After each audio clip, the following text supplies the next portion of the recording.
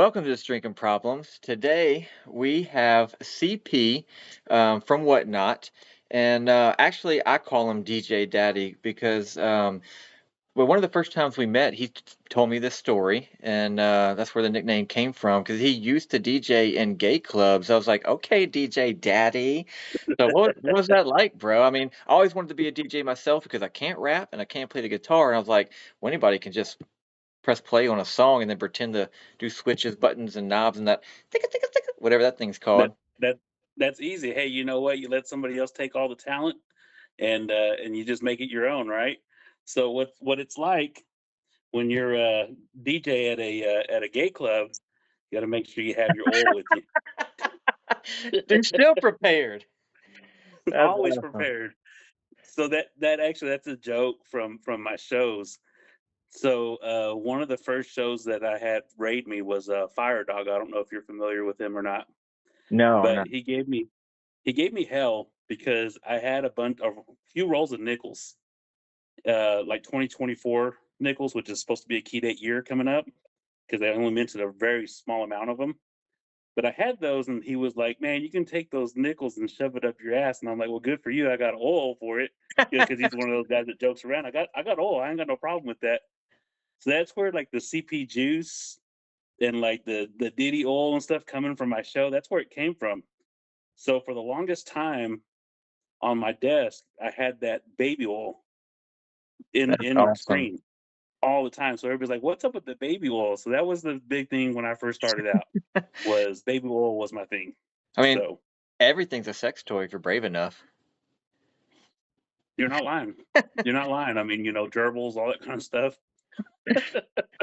Well, man, I'm glad you did this with me, so I appreciate you being here. I think this is going to be a great conversation because it definitely you rolled with that made up story about gay DJing.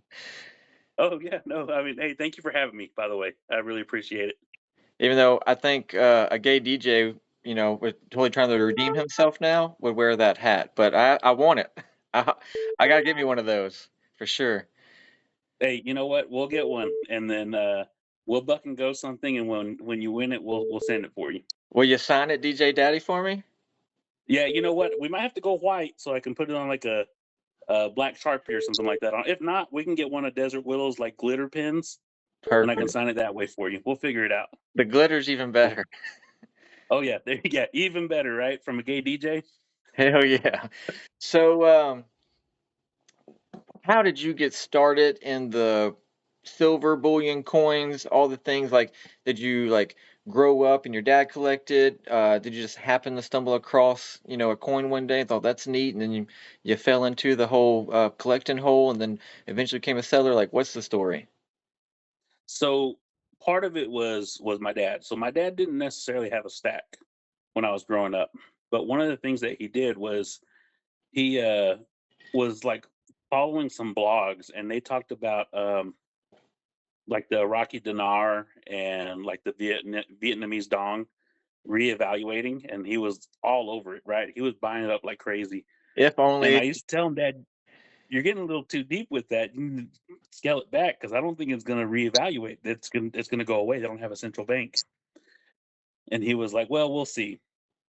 And eventually, he decided I need to probably stop. So, but in that time frame, he was also stacking like some Morgan dollars here and there, and a few, just a few small silver items. And he kind of told me, "Hey, you might want to look into this." And I, kind of brushed it aside. I was much younger. I mean, I was in my early 20s, so I was like, "Oh, whatever. I just want to go make money real quick, and not stack it, with in silver."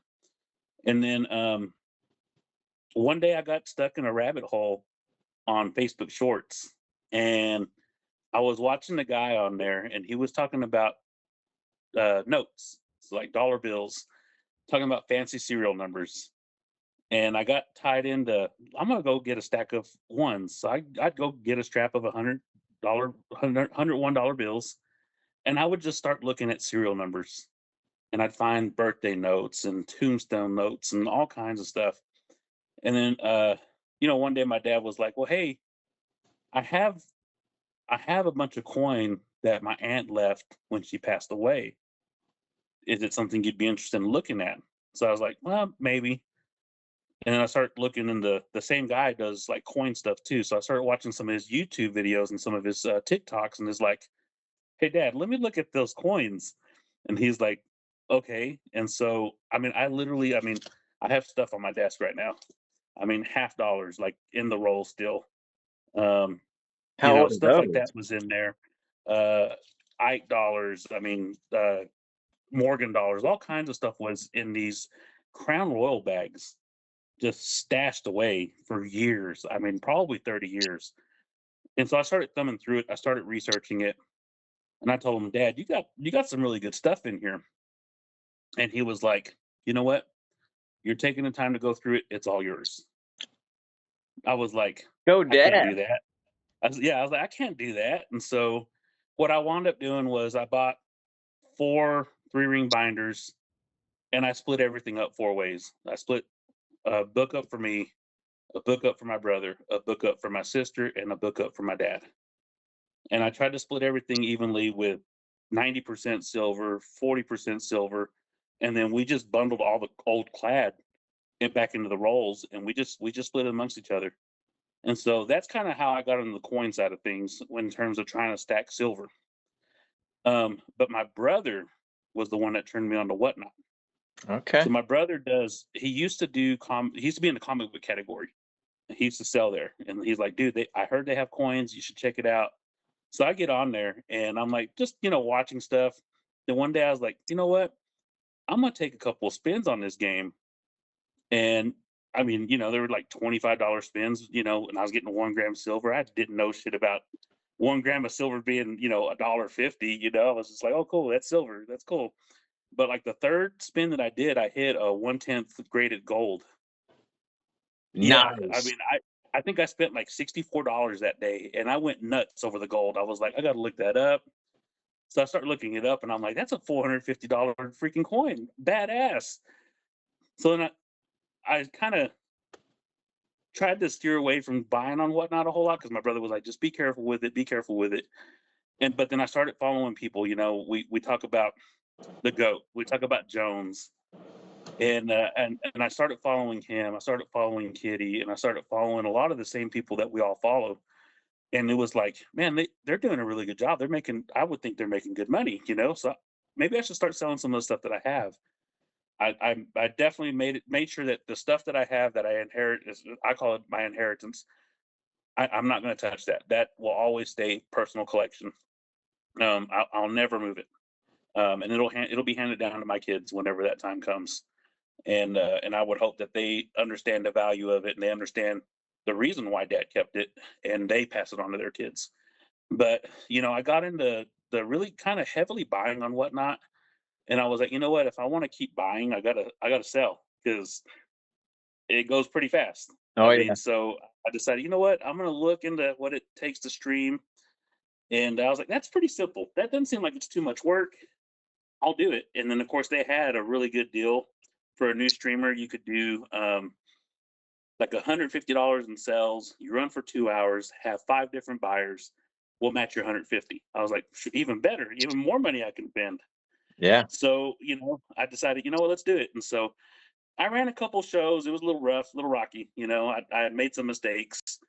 I realized that you can't buck and go everything because you'll sell a $20 bullion piece for $2, and it's like, whoa, that hurt. But again, you got to be honest and move forward and make sure that customer gets their item and make sure they're happy. So but that's kind of how I got into the whole stacking coins, stacking bullion. Was it kind of led to my dad originally? Hey, look at this Iraqi dinar.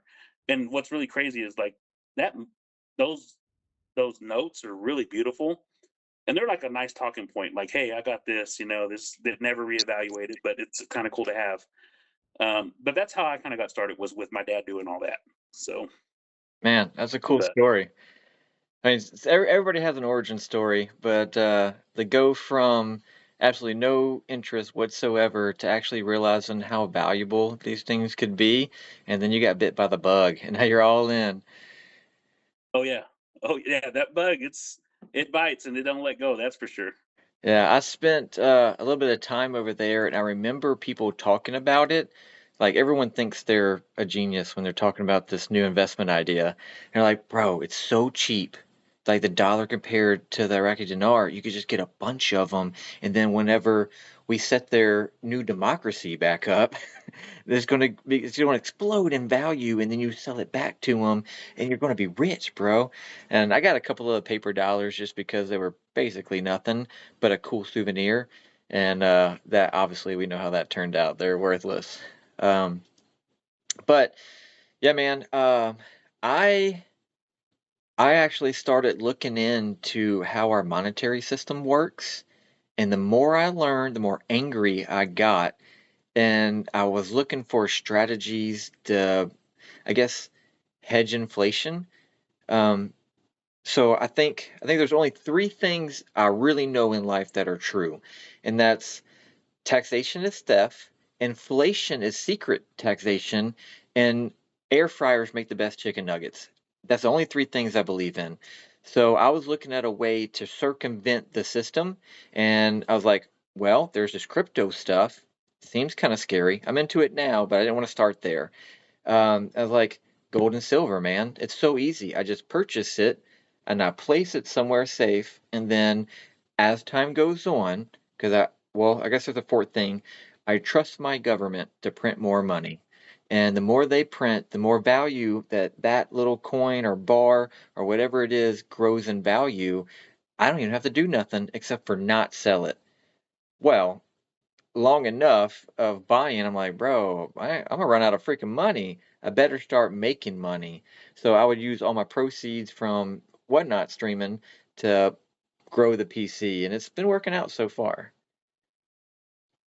Yeah. So yeah, that's the big thing of course, my wife streams as well, and we actually set aside a little bit of money for PC.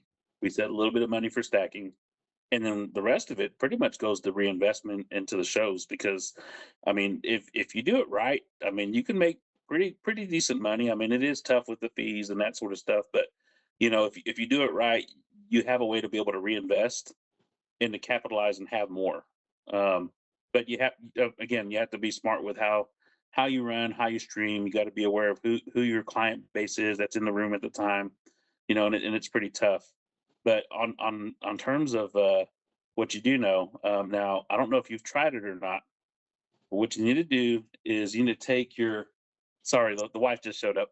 You need to take a grilled cheese sandwich, skill it first, and then throw it in the air fryer. Oh shit! And yeah, oh About yeah, to- Hold on, bro. You're dropping secrets now. I'm about to write this down. Okay, just regular grilled cheese sandwich like you normally make it, right? yes And sir, then put it in the air fryer. yes sir. Okay, dude. Just all honesty, I've been trying to cut back on my drinking, and I know it's funny coming from a guy with a podcast called Just Drinking Problems, but now I call it Whiskey Weekends, and it's Friday night, dude. So I started drinking a little bit before this, so if I get a little animated, that's why. So grilled Hey, cheese. you're good. You're good. Hey, I'm right there with you with the whiskey, brother. You start streaming tonight, I'm gonna be air frying grilled cheese in your show. I'm telling you, that's where it's at. I actually had heard that from another person at work. They were like, "Have you ever thrown grilled cheese in an air fryer?" I was like, "No." They try it, and so I was like, "Okay, cool, I'll try it." And they're like, "Just throw it on your pan, sear both sides, throw it in the air fryer." He goes, "I don't know what happens with the cheese, but the cheese is 100% like complete different texture. It's just amazing." And he wasn't lying. It is. What kind of It's cheese do it's you put on it? delicious. I do like mild cheddar. Okay. Yeah, so like mild cheddar from a block. Well, I love living in 2025 because if I don't have any of that, I can literally get on the Walmart app and they'll bring it to me. Like, dude, I love technology. This shit's amazing. And I think the air fryers are really magic. Everybody likes to think like, um, I don't know, like whatever magic is, wizards like Harry Potter and dragons and stuff, but the air fryer is really the only magic thing I've ever experienced in my life. And when we first got one, I was looking at my wife like, "You stupid? We got a microwave. What are you doing?" what even how do you even fry in air? There's no grease in there. And then I was like, I don't know how it works, but that shit's magic because literally whatever you put in there tastes better. Oh yeah, no doubt. It's like air fry. So I was like skeptical about the air fryer as well. My thing was like, let's get a toaster oven because Reasonable? you get those little personal pizzas Yeah. instead of putting them in the regular oven, throw them in the toaster oven. Absolutely amazing. And I was like, let's just get a toaster oven. We can toast stuff that way. Nope, the air fryer where it's at, man. That's a game changer. We talk about game changers, with like the whatnot stuff. When it comes to food, air fryer is a game changer for sure. Absolutely. So, Well, getting back to the silver and bullion and stuff, and there's no wrong answer to this, but I love asking people, where do you see the price of gold and silver going? Maybe by the end of the year, maybe in 5 years, something like that. um, that's a tough one because with like I guess essentially the trade wars, with all the tariffs and stuff that they're trying to set in place, Yeah. I think a lot of the markets trying to really corner um, corner Trump into a corner, right? Like, hey, well, if you're going to do that, we're gonna sink the market. And when the stock market sinks, you would think a lot of times gold and silver goes up. But this last quote unquote downturn, you had both metals kind of drop. Now gold has definitely bounced back, um, and I think that's going to continue to grow. I don't think that's going to stay. I don't think that's going to stay below 3,600 by the end of the year. I think by the end of the year we're going to be over $3,600 an ounce. But silver is the one that's the tricky one. Um, I think we're probably going to see $36 maybe by the end of the year. I know we touched it. I know we flirted with staying around there for a while, and then obviously the tariff stuff came out, and silver took that big dip. I mean, we went down to $28 an ounce, and trust me, I was buying then. Because I was like, hey, Absolutely. that's a way for me to one stack and sell later at a higher price, and um, but I think for a while we're going to stay pretty steady around the $33 to $34 mark, just because of the fact that there's still too much volatility in the market right now with tariffs and with trying to bring manufacturing back to the U.S. If they did that, then I definitely think we would see silver go up, um, just because of the fact that we'd be one of the largest um, producers of silver, and then we would also be one of the largest consumers of silver at that point. And so we would have more control over that price in the market than than other countries would. I know China kind of tried to bring that price of gold down by saying they had that huge reserve out there, and they're kind of finding that that might not be the truth. So I think that's why we saw gold like at the end of last year, kind of beginning of this year, we saw it take a little bit of a dip because they announced that, and then I think that obviously the market reacted a little too hastily, and then we found that okay, well that may not be true because if it was, they would be producing and shipping out a lot more, and they're not. So obviously gold has bounced back, and I think over probably the next 6 months we'll see probably a good 10 to 15% increase. But I think at the end of the year we'll probably see a bigger increase because everything will start settling out a little bit after all the tariff stuff settles too. So Yeah, I just definitely just kind agree of with my that. thoughts. I think you're right. That's kind of where my mind's at too. It's definitely fun. To the point where every morning when I wake up, actually, I check the crypto prices and I check the metal prices because you never freaking know. Like gold was just shooting up to 3,500. Now we're sitting at like 3,325, and silver's 32.75 cents. But like they fluctuate so much, and I mean, I'm gonna buy at whatever price it is, no matter what, when I'm ready, more like a DCA or dollar cost averaging, but it's still really fun to watch. And are you in the crypto world at all? No, actually I'm not. So my brother's dabbled in it, and he's kind of trying to get me into it. And I've thought about it, but what we have a lot of our investments in like the market and in metals. So I definitely I've done some research, but not enough to be able to say I'm educated enough to be ready to buy. And that's the thing is anything that I purchase, I'm very deliberate on making sure that I know exactly what I'm getting into before I get into it, because if I don't know what I'm getting into, I'm kind of relying on like word of mouth, or I'm relying on somebody else's advice. And one thing about me is I'm not easily to trust somebody. I don't trust somebody like off the get go. It's you got to develop that with me. But once I trust you, man, you have me for life. Like I'll give you my own life in your hands, and if I trust you like that, and I just don't know enough, and I don't, and I'm not trying to say anything bad about my brother. I just don't know if he knows enough. I think he's just getting into it. Like he's like, I'm getting into it because it's the hot thing right now, and I'm like, well, I got to do my own research, and I know with metals, I mean, honestly, metals is probably one of the safest investments you can make. It's always going to hold value, and so that's kind of why I steer a little bit more toward that. Um, just I'm not big in a change either, so that's another thing. Obviously things can change with the market really fast. I mean, even with metals we've seen it here recently, but even then it doesn't hurt because it'll bounce back. And with stock market, yeah, there's waves up and down. It may bounce back, it may not. And that's kind of why I'm like a little hesitant to learn more about crypto, just because of the fact that it's just a market I just don't know enough about yet. So Yeah, but I'm not against going into it.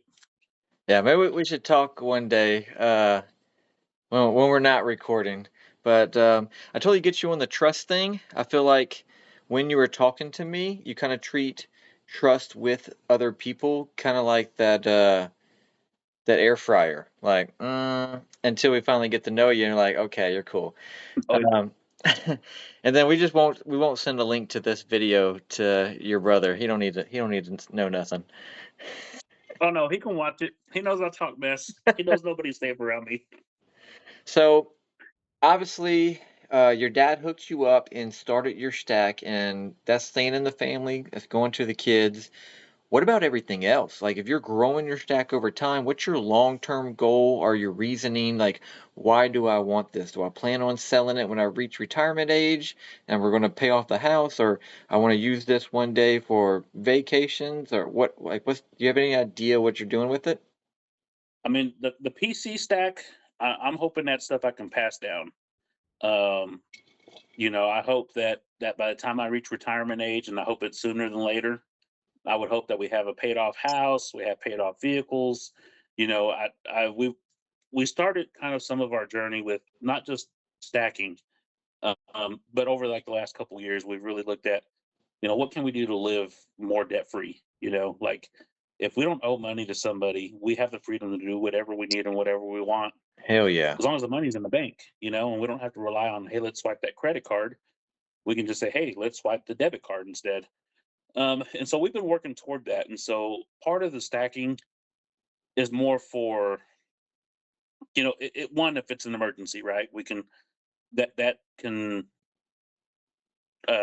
just be turned real quick into cash value, right? We can move it in, get money in the bank, whatever we got to do. But ultimately, it's more like it's really cool stuff that we like. We'd like our kids to have it later on down the road.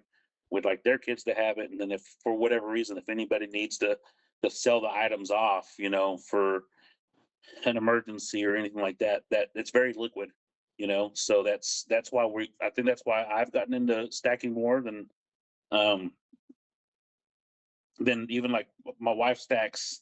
She stacks PC, like PC. Like I like that unicorn round, and I'm like, no, I just like the fact that it looks cool, but I know the value behind it. Right. You know, I'm more in the numismatics. I would prefer to stack, like Morgan dollars and older coin like that, um, versus the bullion. But I do have bullion pieces. Don't get me wrong, but I like the fact that with like a Morgan dollar, the value on that doesn't fluctuate a whole lot. It's a numismatic quality. It's a collector will see it and understand that that's rare, and I'll pay that money that he's asking for it. And the trouble that I have is I'm not necessarily in a rural area, but the city I'm in is not like 130,000 people, but there's not a lot of like coin shops available. So and there's not a lot of coin shows you can take stuff to. and know that somebody's going to pay what you want for it. It's the I got to take a trip to Dallas Fort Worth area, go to a coin show there and take the stuff that I have and like, hey, what would you like to trade on this, or what would you pay for this? This is what I'm asking for it. Do you want to buy it? And that's the struggle that I have with some of the older numismatic pieces. But I mean, the thought is to be able to just pass it on. I mean, if we ever needed for an emergency to liquidate it, we could. So Okay, man, that's very honorable. You're definitely DJ Daddy for sure. Yeah, I'm more like fuck them kids, but no, I plan on so my 5-year-old, um, and I have a 5-year-old and I have a 15-year-old, and we're working through things with the 15-year-old right now. Sometimes he frustrates me because he knows everything and he's overconfident for no reason. But I'm thinking I'm gonna start a lot younger with the 5-year-old. But either way, I think that school teaches kids and prepares them for college. That's the whole purpose of the system. But parents teach kids about life, and a huge part of life is money. And I like to be like, look, man, I want you to do this, and you can do it, or else. But if you do it, here's your incentive. I'm going to pay you this much, right? So we're teaching him work ethic because if you don't do it right, then obviously I don't have to pay you, right? I'm the customer in this situation.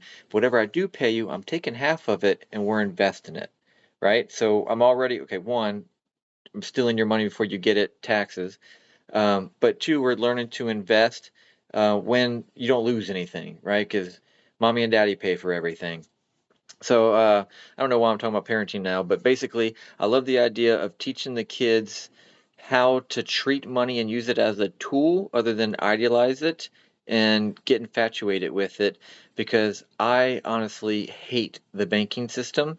So one of the reasons that I fell in love with the metals is because, like, all right, if me and the wife we want to purchase something, go on a trip, or we're like, hey, let's go out to the fancy place tonight.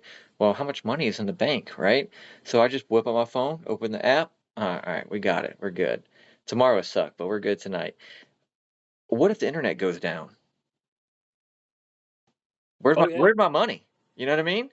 If it's not in my pocket, I don't have any money.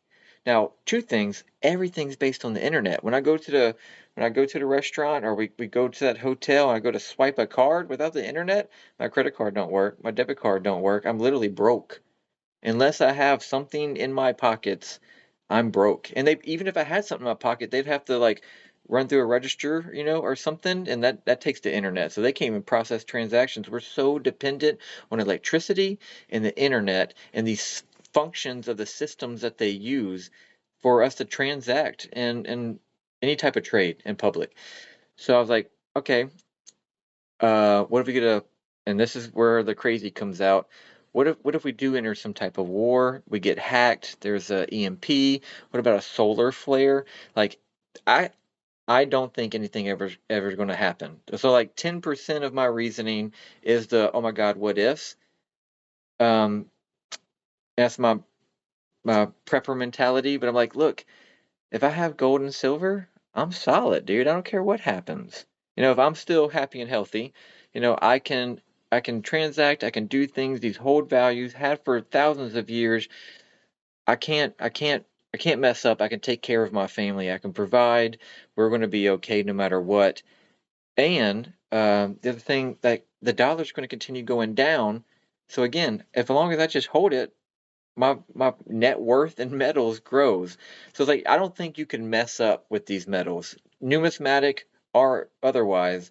Now, I'm not a big numismatic guy, so maybe you could school me on that because normally we're like, oh, what's the spot price on silver, not on a ASE, not on a Morgan, So that's why Oh yeah. I never really got into numismatics, but I am curious that you are. So why do you think that you naturally are on purpose, like you just lean towards numismatics? What would be behind that? I mean, a lot of it is because again, you can run across a collector And I've actually made trades for a Morgan dollar, which is, what is it, like 25.6 grams or something like that of silver. It's not a full ounce of silver, but I can take a Morgan dollar, go to somebody and say, "Hey, what would you trade for this?" and walk away with 2.5 ounces of silver because there's a dollar value that they see in it, and that's kind of where, okay, that'll always hold value because one, it has silver, but then two, let's say the money market does completely crash, then that's a big piece of history, right? Like, hey, that's historical money. Like, it's going to be extra valuable. People are going to want to have that piece because, hey, that's a piece of history, right? So Yeah. that's kind of why I lean a little bit more toward that, because you can have trade value on that coin that's beyond the trade value of a 1 ounce silver round. So, You're right. it can definitely help on a business like ours with dealing with whatnot and coin and bullion and all that stuff. It gives you a little bit more leverage. It could be one of those things where somebody needs that piece to fill a book and it's a rare piece, 1921 piece dollar. It's a rare piece. It's hard to get a hold of. One of the lowest minted coins ever made. And if you have that, I mean, in the poorest condition, you're looking at $100, be it cash or, hey, trade me $100 worth of silver. And it's done because people know that it's so hard to get a hold of. As I look over, and my wife's piece dollar book is over there with the 1921 in there.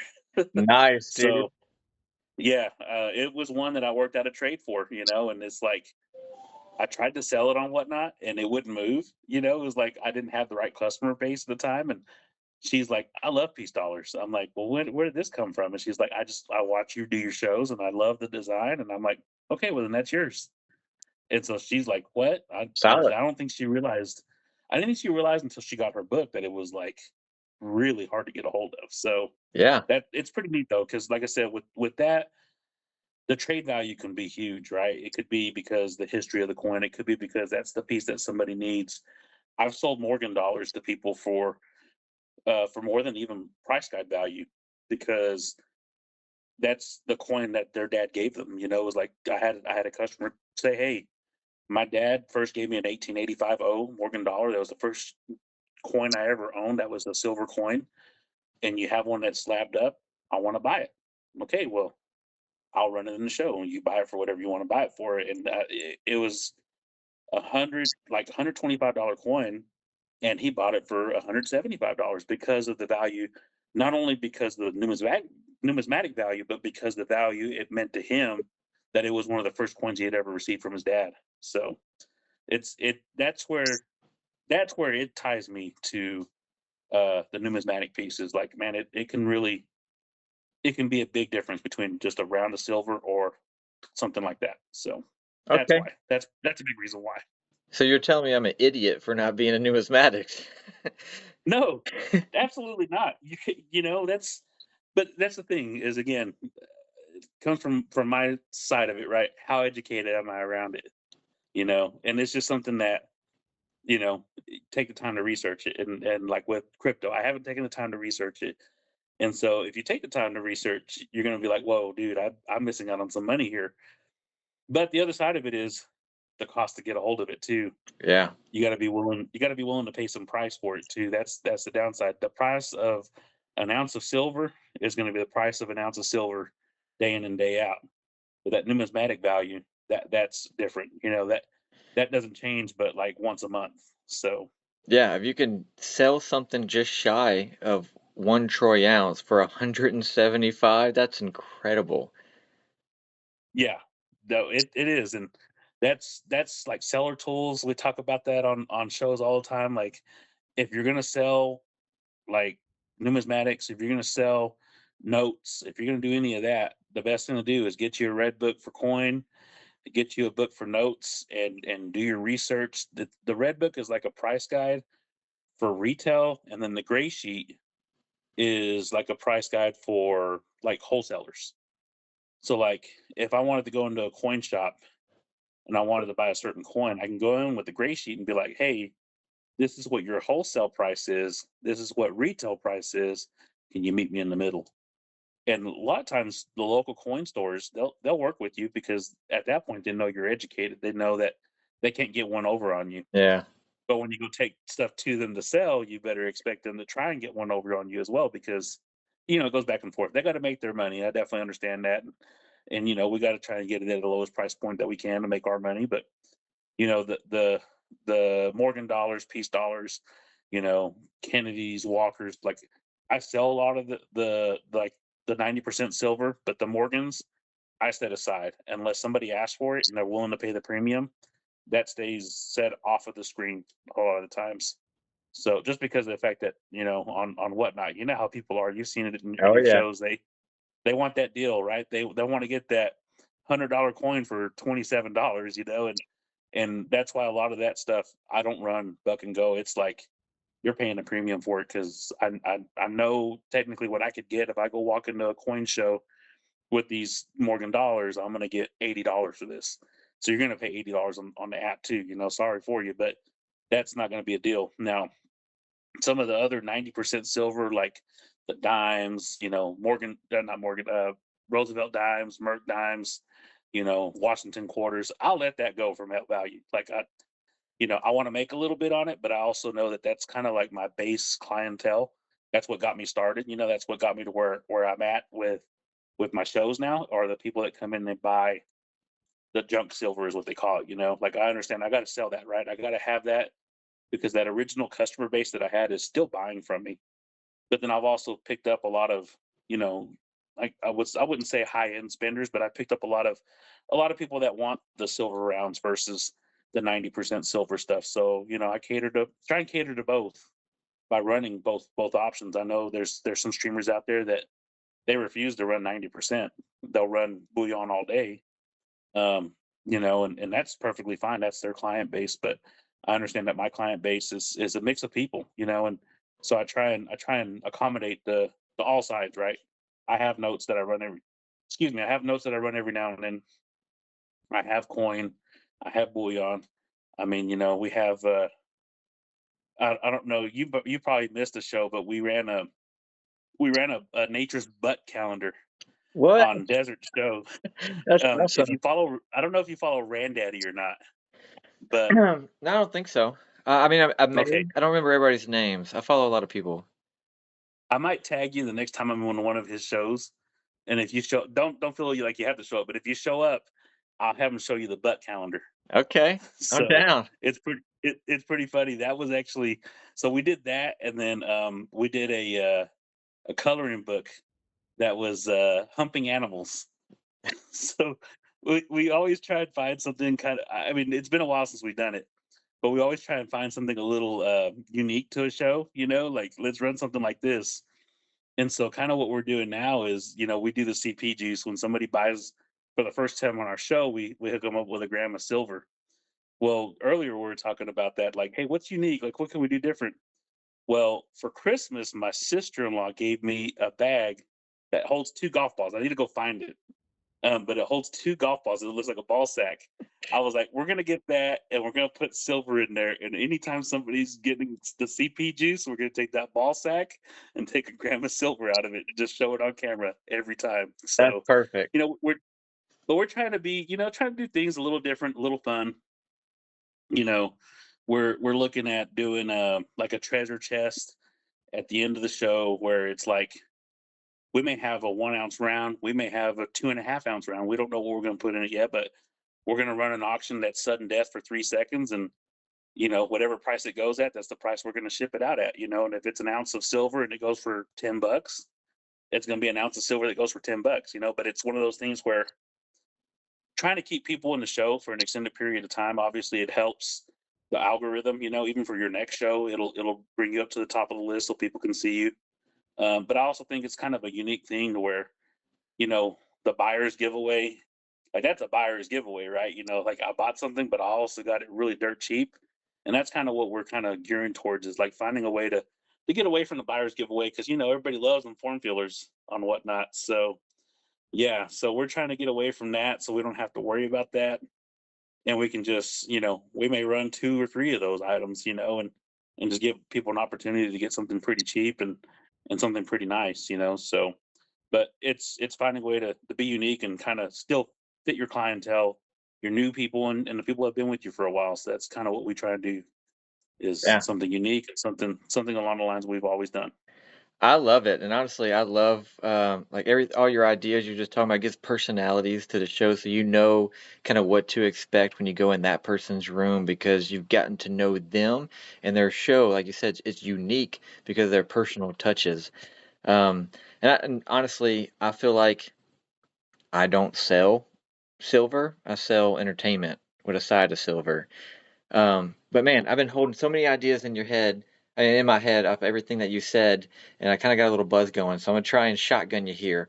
One, you mentioned how you deal with the coin shops, and one of the things I love about selling online is I don't have to pay for a commercial real estate rent, like a building, a storefront, right? So I can fluctuate in those tiny premiums and come out way better than a coin shop. I don't even know how they stay in business. But that's a huge perk to selling online. 'Cause even if I hate the fees associated with whatnot selling, it's still better off than paying what $1,000, $1,500 to have an actual storefront. So I look at it as a huge perk. Also, I want to know, curiosity, because I really don't. What would a 1921 actually go for, like average range price? And what you talked about the 90%. What do you think is yours or most people's logic behind it? Like, while we're talking about, oh, as a spot price of silver, where we're talking about 0.999 or better, right? So, what would be some reasons why people would want to purchase the dimes, the quarters, the half dollars, and dollars that are 90%? So we'll go with the 1921 peace dollar. So if we go based off of the value of it, right? Based and it's strictly a lot of it's based off of mintages, right? So let me grab this real quick. So we go. I got my handy dandy red book here. If we go 1921 peace dollar, the mintage on that was 1,006,000. What? That's all that was made. And it says on Oh, here oh, I thought in you were talking very about price. Sorry, sorry. no, no, no, no. That was no. That's not the price. That's Vintage. how many were actually made. So in very fine 20, which is the grade, it's $185 coin. Wow. So because there was so very few made, is Right. the reason why it's valued so high. Um, so like the one that I have, I would say it's probably in that range. Is right in that $150 price point in the condition it's in. As for 90% silver, um, a lot of people go after that again. Like I just said, the mintage. I mean, especially if it's rare. Now I know there's people that stack 90%, and they're banking on the historical value of it. Um, if I have 90% outside of that collection that I got as an inheritance, like if I have it, it's because it's a key date. It's because there was very few made. Okay. Um, Otherwise, I'm willing to sell it. It's one of those things where it's like, if somebody asks for it, like if somebody asks for the specific Morgan dollar that I have, and it's something that doesn't have like a really low mintage on it, or it doesn't have like a emotional tie to it or anything like that, I'm gonna sell it. And that's with anything that I have that's PC. There's very few things that I'll keep that's untouchable outside of that collection that I got. So, but I think with 90% silver, probably 95% of buyers are just buying it because it is silver. I think the other 5% of buyers, they're buying it because they're hoping to find that key date. They're hoping to find that error on a coin, that can make it a lot more valuable. I tend to look at like all the 90% coin like under a loop or a microscope, and I didn't here recently, and I put dimes in a pack game. And one of the people that shop for me often, he bought a pack game. Really doesn't like to do the games. Bought a pack game. He hit the floor. I sent out his dime. He messages me like a week later. Hey, that dime you sent me, do you realize that it's like $120 dime? And I'm like, I don't even know what dime I sent you, dude. I just threw it in the envelope, shipped it out. So he said, you send me a Roosevelt dime that's doubled up. And so like the doubling on the actual stamp when they press it can add a lot of value to it. That's an So it error went from coin. like, yeah, an error coin, exactly.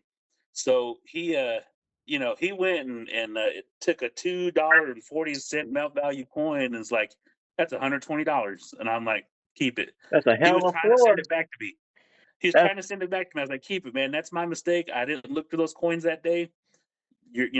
That's your gain. Your loss is your gain because you lost on the floor. You hit that floor in that pack game. But it's one of those things where that a lot of people look for that. They're looking for the errors. They're hoping that they can find that one-off coin that's gonna make them a lot more money than what they paid for it. And so I think that's the reason why a lot of people stack the 90%.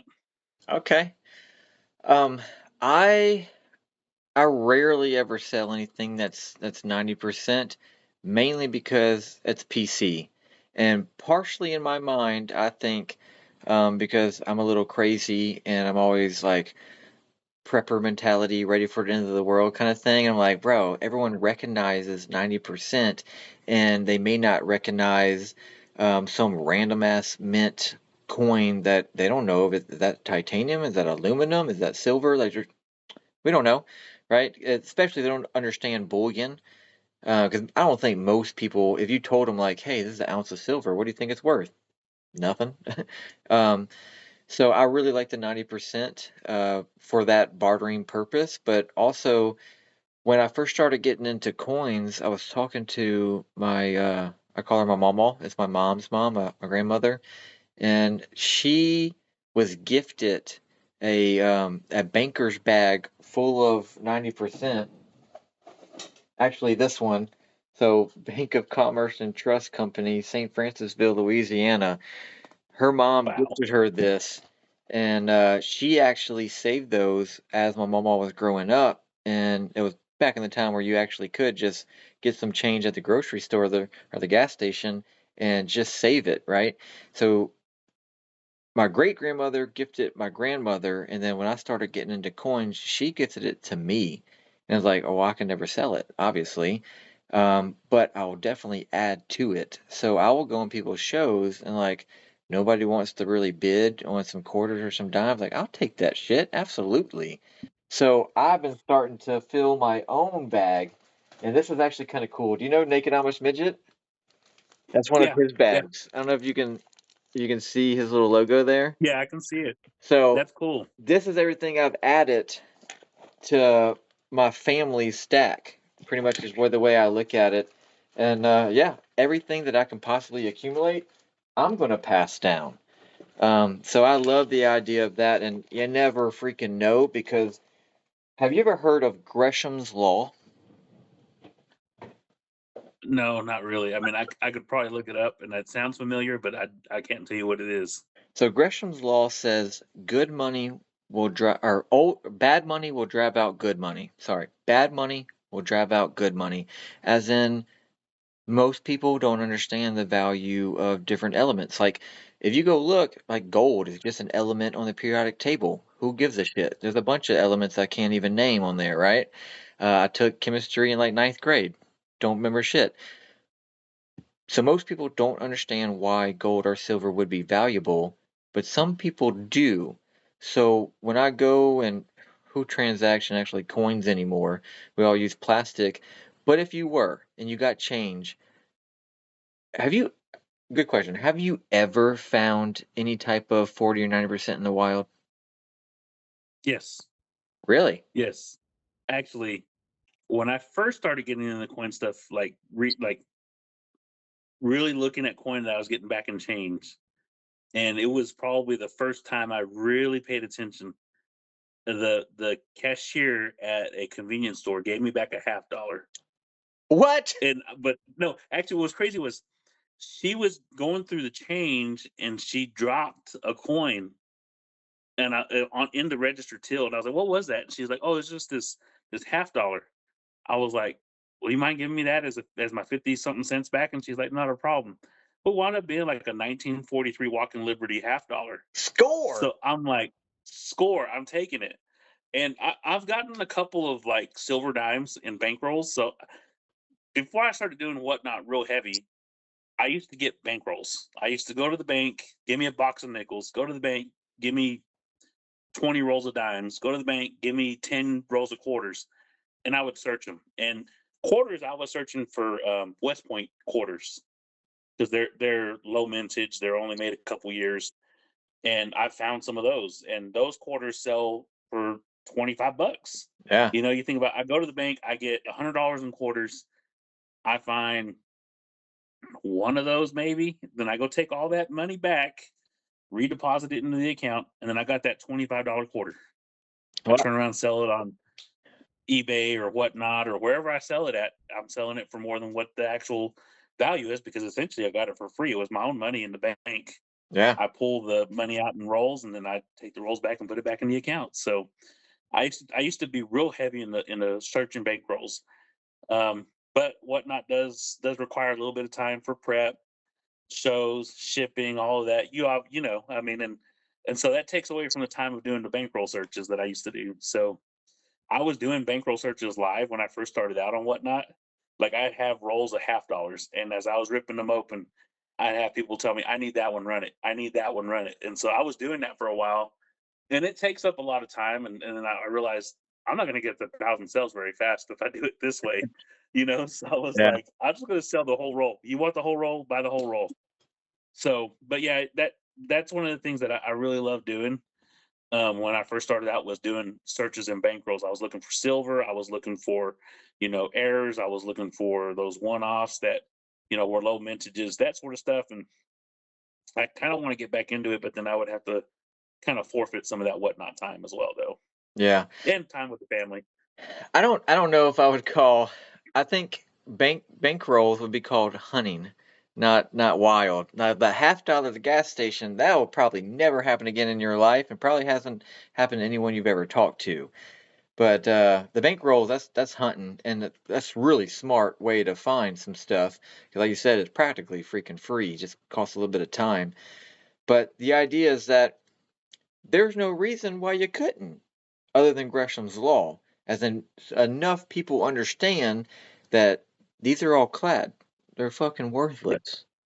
But these over here are made out of these metals who actually hold value. They're a store of wealth, and they appreciate over time due to the depreciation of the dollar, right? So the good money gets saved. I'm gonna put it in a little bag in the drawer in my desk and save it, pass it down to my kids. I'm gonna hoard it, right?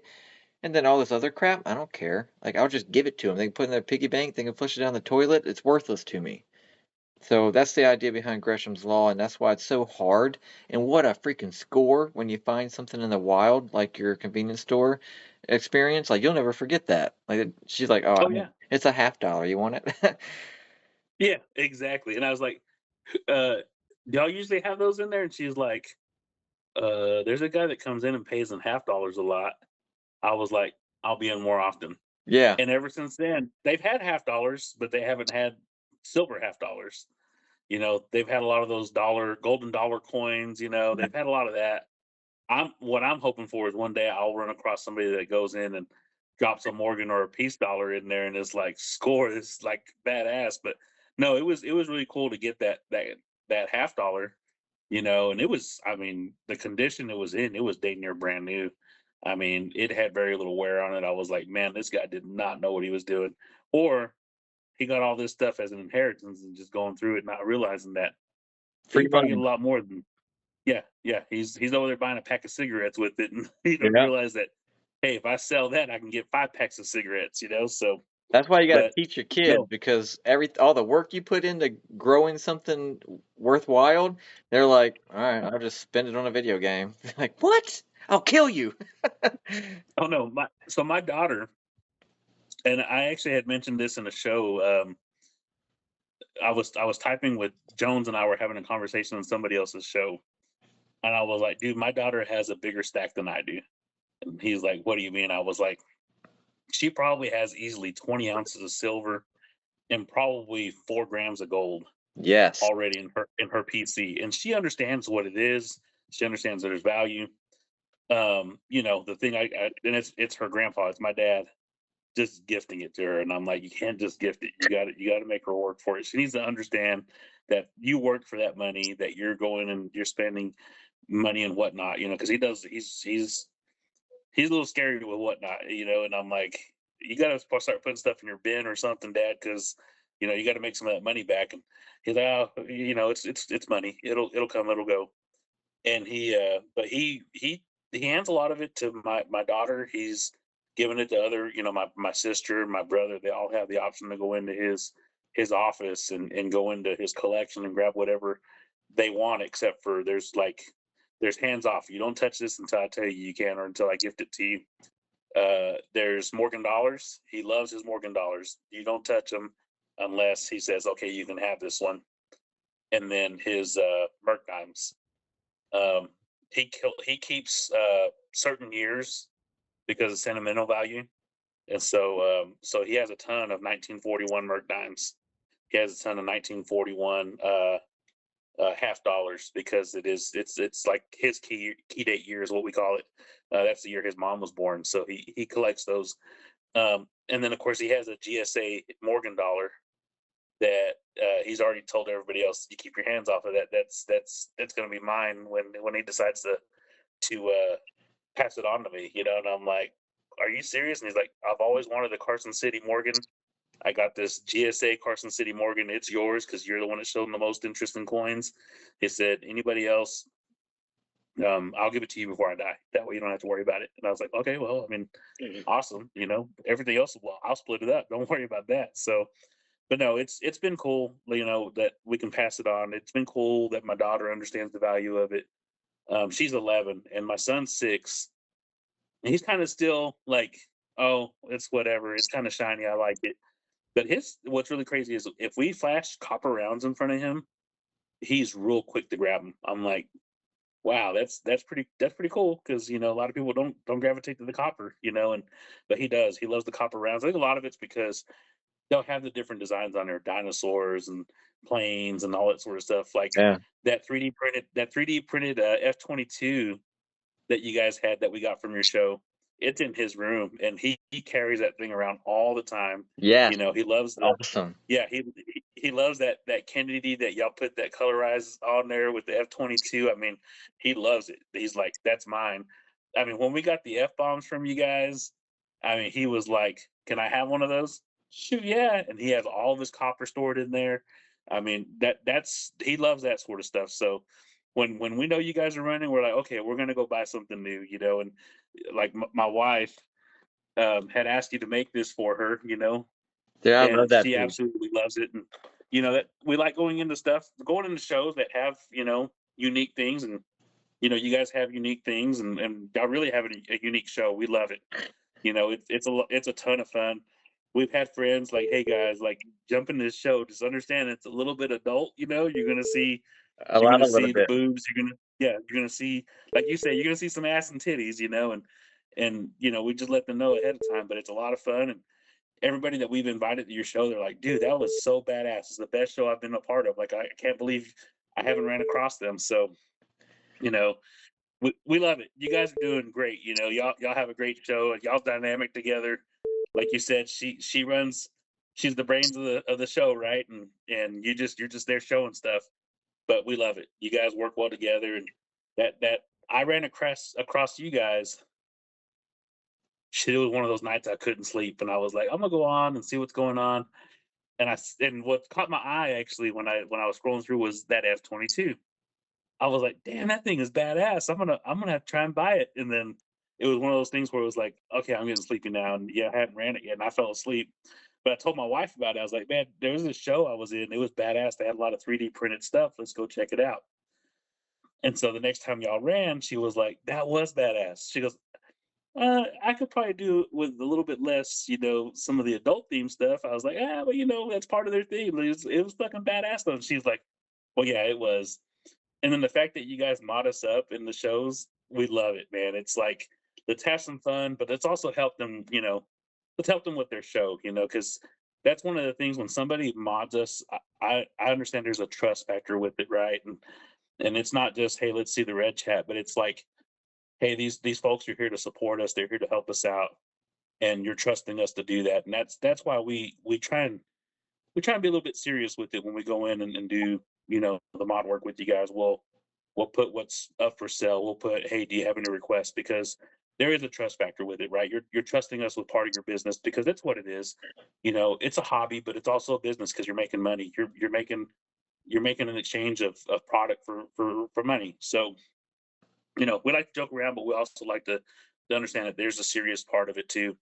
And that's why we try and do you guys right whenever y'all do mod us up because there is a trust to it, and we appreciate it. And I like to mod up people just to see what kind of red chat they'll come up with. Red chat's always so much fun. We got. I mean, if you get Jones in a red chat and he's going and he's on a roll, oh my gosh, there's times where you've seen our shows, we'll just bust out laughing with the red chat. So, but we do appreciate the trust that you put on us to help you guys out with that. And you guys run an awesome show. We love it. So we can't wait for the next one.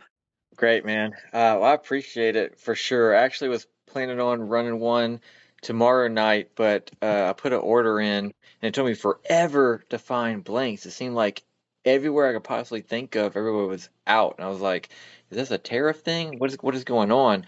But I eventually found some people that had some shit in stock. I ordered like 30 ounces, which is normally a lot for me because I'll just order a little bit at a time frequently. But when I couldn't find any for like a week and a half, 2 weeks, and I had to get definitely enough to make what I wanted to make plus some orders. Um, but it's gonna be here on Tuesday, so now I'm gonna run next weekend, not this weekend. But man, we definitely appreciate y'all being here, and then um, y'all kind of just jumped into the circle of people because I really don't like try to expand too much. I'm at the point now where I found some people that I trust, that I know, that I like. I don't even want that piece they're running, but I'm gonna buy it anyway just because I want to support them. And like we have a community, and that's the best part of being a whatnot seller is the community. Finding people like you and your wife, they're just great people all around, and you wish you actually were next door neighbors because you could just do what we're doing right now and just shoot the shit all day. And when you find people like that, you got to hold on to them because it's very rare, especially when you're talking about something like coins or bullion or something like that. It makes it a lot more fun too. That's really the best part of doing all the streaming and everything is it is a good time. There's some things I don't like about it, like the packaging. That takes seems to take forever.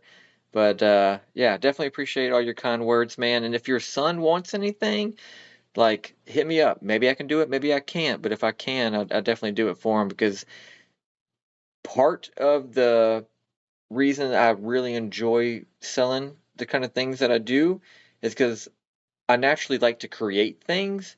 And what would I do? Just have like a shit ton of shelves with a bunch of stuff I 3D printed? Like that's worthless, right?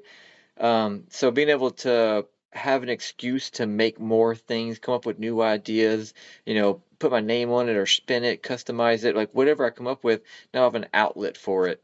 And it makes my creative mind just run and have an actual use case for it, other than I like to buy expensive machines and dick around. But I love to hear that, he likes his F-bomb, he likes his jet. So if he has any requests, definitely let me know. And if I come across any cool copper pieces, well then I'll throw them in your bag for sure.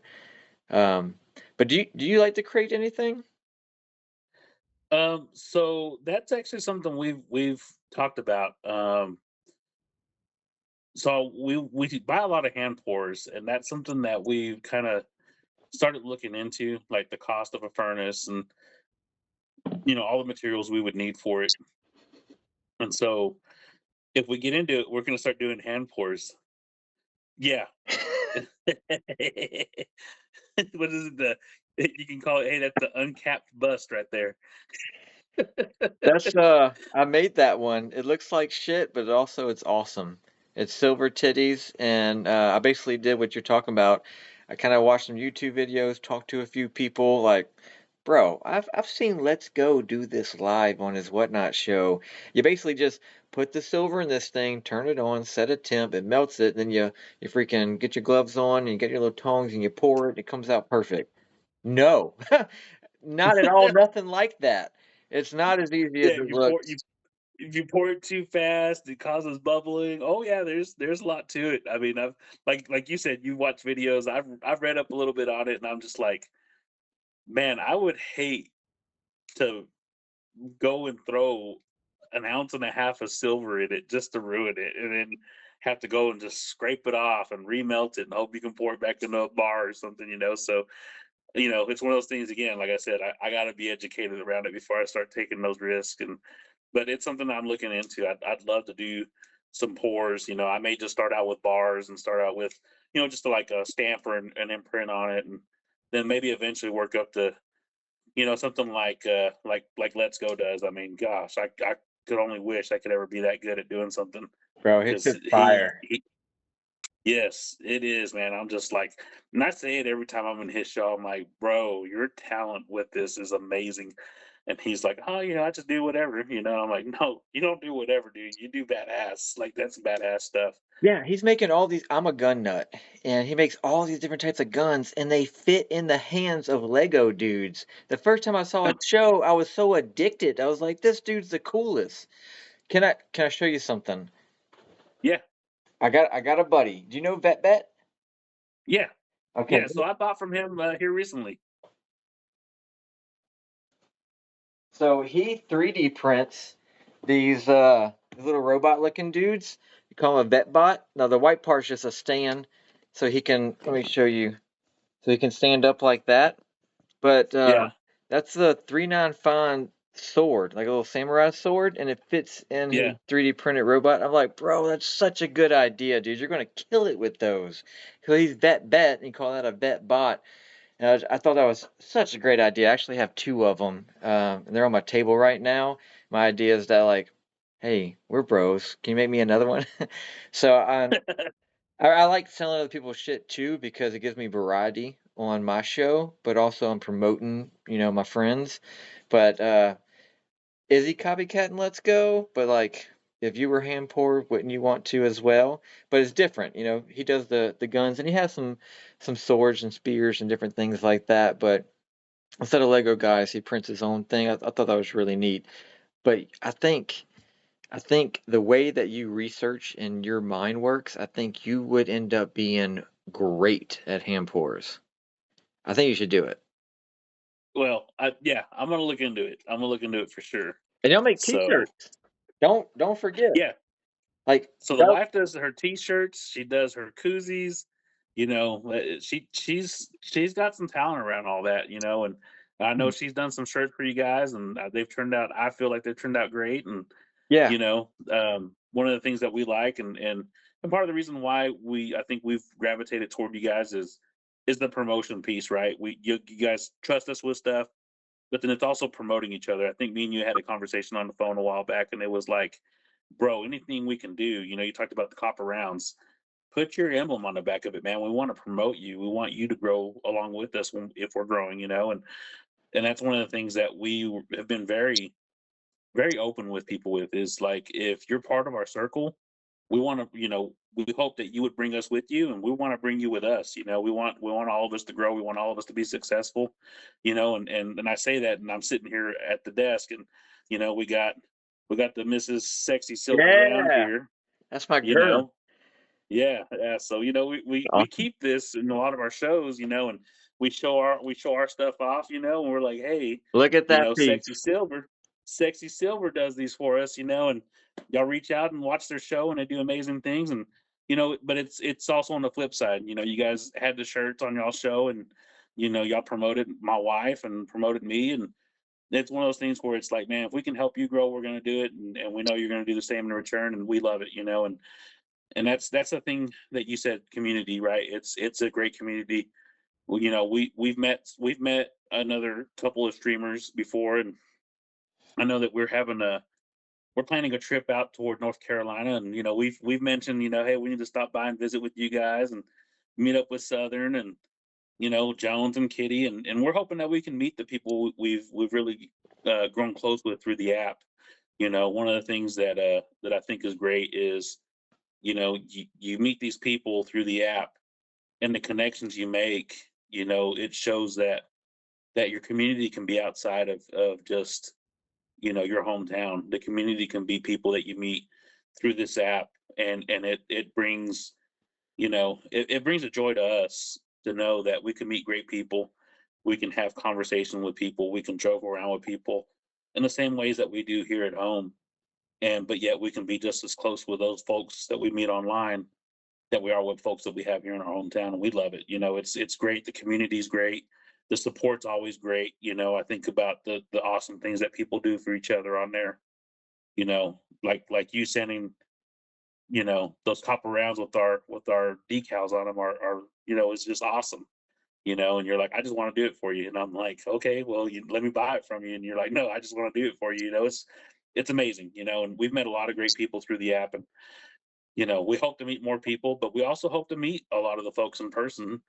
I like I said, we got that close circle that we're like, we got to figure out a way to meet these folks. We got to figure out a way to get out that way. And what better way than to go visit the mother-in-law and sister-in-law, and on the way, we can meet SexxySilver and his wife. We can meet Southern Collectible. We can meet all these folks that we've made these connections with, and just on the way back through, hey, we're just passing back through, let's have some lunch or whatever. But we're looking forward to being able to plan that, and we really hope that we can meet with you guys, because it's rare that you can make that connection with somebody and know that, hey, that's the person that I want to meet in person, and really kind of develop a stronger bond with them, because through here it's great, but in person it's so different. And that's why we have the hopes to meet certain people in person, is because they've treated us right, they've done us right, they treat us with respect. I mean, when we talked about doing this podcast, you're like, what are no-goes? And I'm like, bro, there ain't no-go. I'm good with whatever. You can ask me whatever you want, you can joke around however you want. You let it off perfect, man. So Called him a gay DJ, that, and he was cool with it. yeah, that's right. That's right. No problem at all. I came prepared, bro. Had the oil. But that's one thing that we're thankful for, is the community that Whatnot's allowed us to become a part of. And the people we've been able to meet through that community has been awesome. So Okay, I got like two, three. I got some things to say. One, we have been at this for an hour and 13 minutes. Um, I'm probably gonna cut off that first hour. We were like, "Hey, you ready?" "Yeah, I'm ready." "Okay, are you sure?" But I'll edit that part out. If you're good, I'll keep going. If you're busy, I know you're possibly doing a show tonight, so I don't want to be rude and be like, take up all your time. So that's really up to you. And I would say that I'm out, but I'm me, so like, we're fucking good. hey, Mm. hey, yeah, I brought all the materials in here. I mean, you saw the bottle earlier. I'm good to go, brother. If you want to, dude, my show can very easily be just put to a later time or put to a later date. I don't have a problem with that all whatsoever. I want to dedicate this time to you, to being a guest on your podcast. I really appreciate it, and whatever time you need, the time is yours. So Okay. I just wanted to be respectful of your time. I definitely appreciate everything you said. I love the idea about y'all coming to visit. And Southern and Miss Southern, they're not that far away. We actually went and met them in person and ate at their restaurant, which if you get a chance, fucking fire. If you like seafood, if you like Southern food, like, we had a great time. They are great people. And me and the wife, we are in the construction phase right now. We recently purchased a house on a local river, and we're getting the boathouse and the pier and everything rebuilt right now. After that, we'll do like the painting and have to change the countertops, all the light fixtures and furniture. It's expensive, it's scary, but eventually we're gonna get to this point where like, bro, if y'all want to come down, we'll set you up, dude. Like, it's going to be fire, and we would love for y'all to stay there. The only thing we ask is that we get a 5-star review. I mean, but that's it. But I think that would be amazing. We could shoot, y'all could come run a Sexy Silver show with us. We could co-host, like whatever the fuck. We got so many ideas. We could do custom rounds, laser engraving, UV printing, 3D printing. Like, I think that'd be a great time. Bring the kids. We'll ride jet skis and go fishing. We'll do whatever. Um, that, and I want to show something Desert Willow makes. I'm gonna grab one of the shirts she yeah, makes. Okay. And this is the old one. I've been working with her. So by the way, just to be honest, I've been texting your wife, bro. hey, I know where she's coming home, bro. I ain't worried about it. So this is Desert Willow. Um, And this is the old design. I freaking love it. And we're coming out with a new one really soon. Really at whenever she gets done. But anyway, they are fire shirts. So if any other sellers or whatnot sells it, you gotta hit up CP and Desert Willow. They'll hook you up. Man, we sure do appreciate that, brother. And yeah, I think she's going to be working on those shirts this weekend. I think she just got all the shipment of shirts that she needed to make them. I could be wrong, but there's a box right here behind me that is full of shirts. So I'm sure those are some of them. Sweet. So she'll get them done for you, brother. Because I love And those, but honestly, I'm more excited about these new ones. Like, cause yeah, they're freaking fire. I love the design. Like, she just sends me pictures of her designs. I'm like, yes, absolutely, let's do it. How much money do you want? Because I'm about to give it to you. Like, she's really good at it. I had another idea. Fuck it. I've been drinking, dude. Forgive me. yeah, we're good. Hey, me too, man. Me too. But Anyway, if you're serious, we should definitely do that. We should plan something. Maybe we get the Southerners to come down. They have a camper, and the house we got has hookups for a camper. And then y'all stay in the house. They can stay in their camper. We only live 20 minutes away.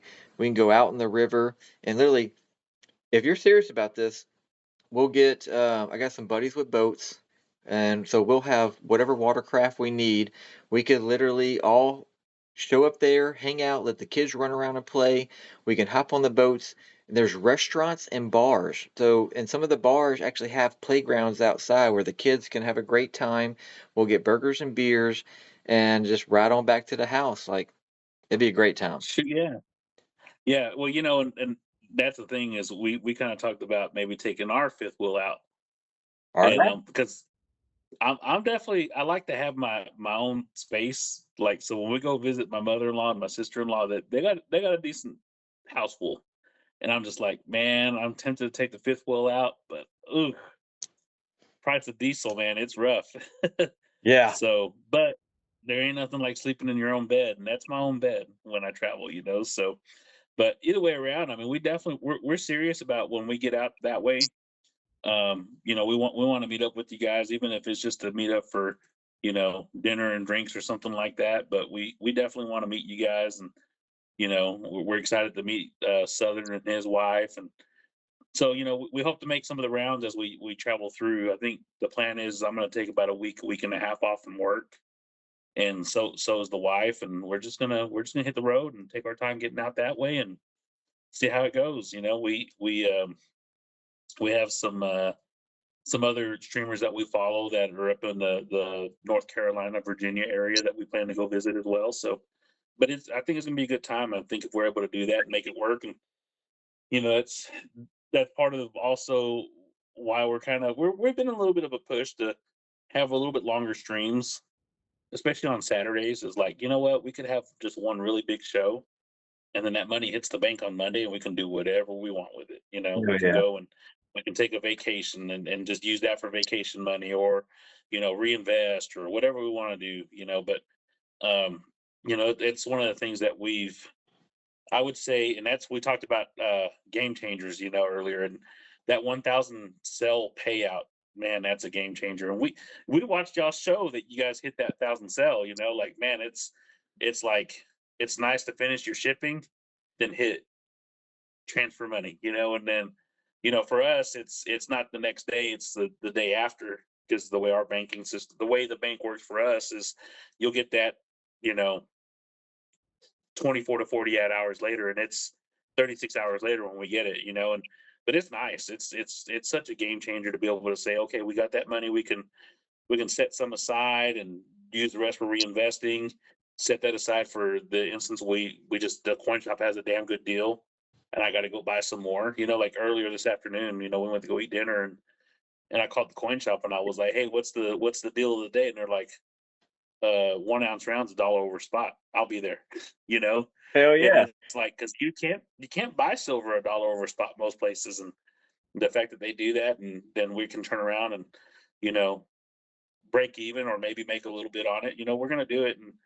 And so that's the 1,000 cells, man, such a game changer, such a game changer. And it's so crazy because that's one of the things we talked about. It's like you guys, us, and there was like 4 or 5 other people that kind of are within our circle that we're all pushing for 1,000 cells all around the same time. And I would say probably us and you guys are the only ones streaming now. It Really? because yeah, because a lot of people push for that 1,000 cells and they cut their feet out from under them.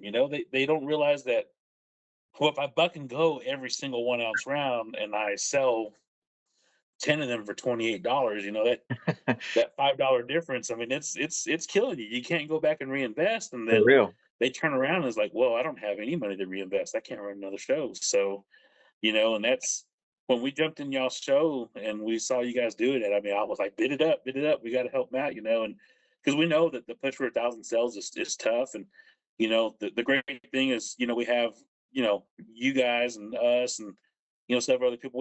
We have some of the bigger folks like Jones and Kitty that are there to support us, not just by buying stuff, but by calling us and saying, "Hey, try this instead next time," or "Hey, let me help you out with your giveaway, with your shipping on that," or "Hey, have you thought about doing this?" It's been great to have those good people around us that'll reach out and say, "Hey, like, let me help you out. Let me improve your show just a tad," and it goes a long way. I mean, it's amazing that you have somebody like Jones that's big time, right? And he doesn't call himself big time, but he is. I mean, he can go start a show and within 20 minutes he has 100 people in there. It's like, gosh dang, I run for 100%. 3 hours and I don't hit 40 people. Right? So, Jonas has the but power, dude.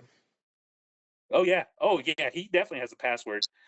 I watched the podcast with him on there, and he talked about his retail background, and all I could think about was like, well, what the hell? I have like 15 years of retail management experience, and I don't I don't have that following, but it's one of those things where I think he caught the app at the right time as it was growing, and so he was able to take advantage of a lot of stuff that some of us newer streamers just didn't get a chance to take advantage of. But he's shared that knowledge, he shared that information that he's learned, and he wants those people within his circle to succeed. And so, with people like that, it's hard not to support them, but it's also hard to fail because they're not going to want you to fail. They're not going to let you fail. And I think that's something that worked out in both of our favors, right? We had those great streamers, we had those people that had that experience that they reached out and said, "Hey, let me help you out." And it's been amazing, and they've brought us to each other, right? I want to say, you know, um, I went in the Kitty's room because of Jones. He rated her, like I was watching his show and he rated her, and it was like, damn, that's a lot of energy. This is cool. I'm gonna watch this show, and then her sheesh, like that's it, man. I mean, I'm like that hooked me, and I was like, I'm watching her show all the time now. And but it's one of those things where it's like we talk about the community and what others will do for each other, and it's so neat to see, you know, some of those people that they've supported that really push for their goal, right, to the 1,000 cell goal, and it's neat to see you guys still running.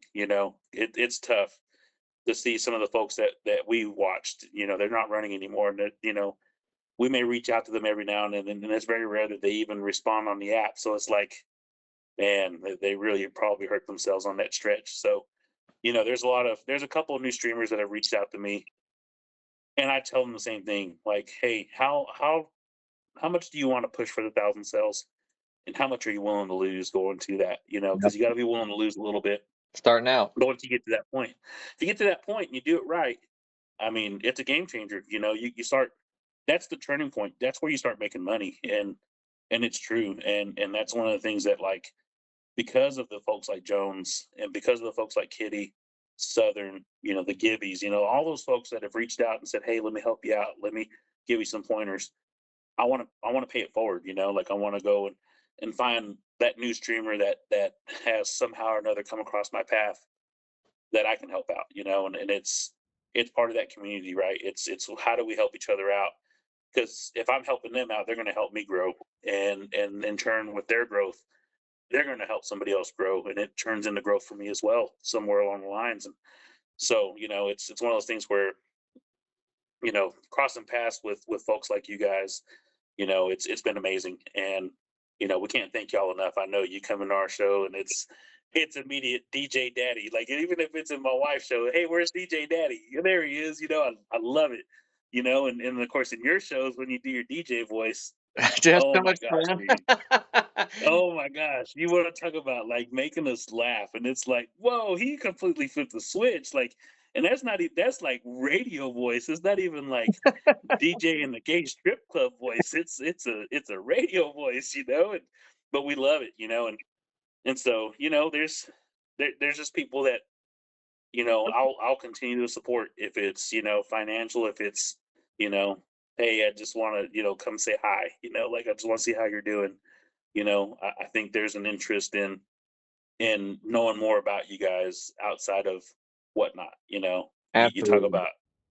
You talk about your children, right? You talk about your oldest at 15, your youngest is, you said 5, right? Yeah, So it's one of those things where you know my kids are almost similar in age, right? 11 and 6, and it's like there's an interest there. Like I want to know, like how can my kids relate to your kids, and how can my parenting relate to your parenting? You know, can I learn something from you? And you know, obviously we have some similar points of view when it comes to passing on something that your essentially your legacy. You're passing on something to your kids, and I love the fact that you have that stash of 90% like that, because you know I'm kind of trying to do the same thing. And it's well, amazing. I can't exactly pass on the stuff I make to my kids, right? Hey, hey, bro, they're gonna be grown up sometime, That's true, that's true. and they're gonna be making that same shit. They're gonna be like, "Hey, Dad used to make this. I'm gonna make it too." So eventually, my son's gonna be wearing a cap like this. Be like, "Well, Daddy my loves dad wore that." titties. That's right. Well, I mean, hey, you just showed me a pour that was titties. Come on now. Man, I definitely appreciate all the kind words for real, and I feel the same exact way, which was why we're here today having this conversation. And did you watch the last episode with Jones? Yeah. Yeah, because we all look at Jones like he's the grandfather, he's the Mac Daddy of all this, and I feel like most of the people in our circle we're all like Jones, because Jones said, and Jones did this way, and like we use him as like a staple how we judge our own selves, and yeah, he's the Godfather, and I really like I kind of knew there was some magic to him.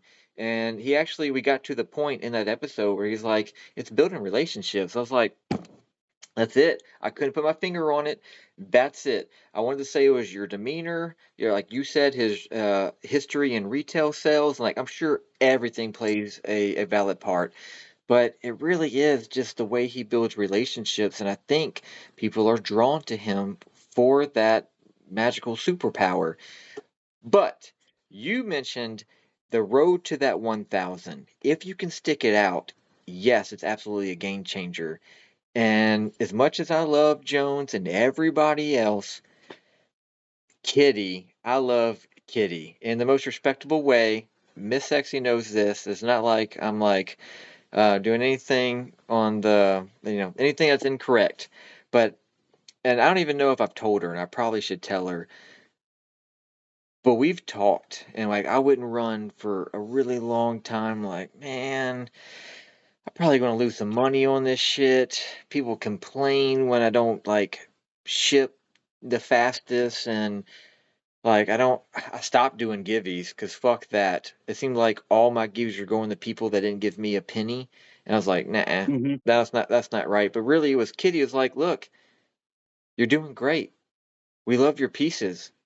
Just keep streaming. And I was like, that's what I needed to hear. And she was, and it's not even that big of a deal, you know what I mean? But it really kind of is because she was willing to be like, dude, when you're streaming, you need to keep streaming. Don't give up. Don't quit. And I didn't. I hit that mark, and then I was like, all right. I'm back in the game. I'm refreshed. I got a new mentality about it. I'm going to invest however much it costs for this UV printer, and I'm going to learn how it works. And like, it, sh really, I probably do need to tell her, and maybe I should just send her like this little clip. Where I'm like, as much as I appreciate everyone, Kitty's really the one that kind of like gave me that extra push that I needed because I don't know if I would have kept going before I hit that 1,000. I probably would have wound up like the good people that you were mentioning. It's so easy to quit. Oh yeah, but when you surround yourself around great people like that, they're not going to allow you to quit. And that's what I love about them. I mean, I text. There's probably about 5 or 6 people I text on the weekly basis, and Kitty's one of them. I mean, shoot, she'll text me say, "Hey, I know you like these casino tokens." She texts me, "Hey, I got a good deal on casino tokens. I'll sell them to you for this." And I'm like, "Deal." Like the fact that she thought of me for that. We talked about the relationship, building a relationship with somebody, and for somebody to go and realize that that's my thing. That's like, you show a casino token from Las Vegas in front of me, I'm swiping. And it's like, I'm gonna swipe until, like, okay, somebody else really needs it that bad, I'll let them take it. But it's one of those things where it's like she knew and she wanted to give me the opportunity to buy the ones that I wanted ahead of time. And it was out of nowhere. I didn't expect it. And the first thing she led was like, "Hey, I know you love casino tokens." It got me right away. It's like, man, she really pays attention to what I run. She pays attention to what I'm buying on her streams and on other people's streams.